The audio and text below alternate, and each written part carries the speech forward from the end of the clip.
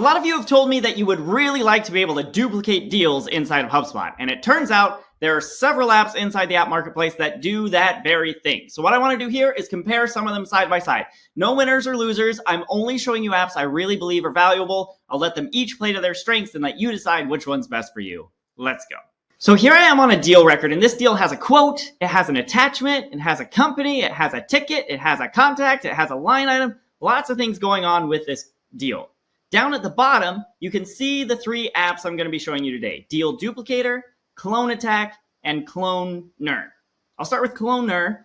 It is the only one of the three that is completely free. As far as I know, there is no paid version. I don't know whether that will change. Clone Attack and Deal Duplicator both start free, so you can start without paying anything, no credit card, no anything, and then there are paid upgrades available. But let's start with CloneNer, the free contender here. If I click Duplicate Deal, this opens up.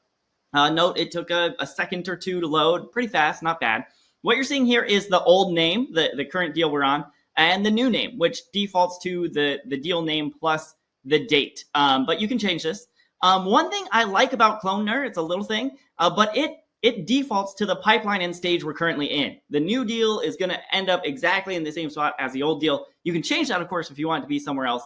But I just think it's kind of nice to know where I am. Then notice these associations. We're going to bring over companies, tickets, line items, contacts, quotes, and notes. That's pretty great. So if we clone this deal, this is how long it takes. It'll just be a few seconds, thinks for a little bit, and then it'll give us this message. The deal was created successfully. We can click here to see some changes were made, and we can see those details. If we hover over here, we can see that the quote changed from approval not needed to draft and some little things like that.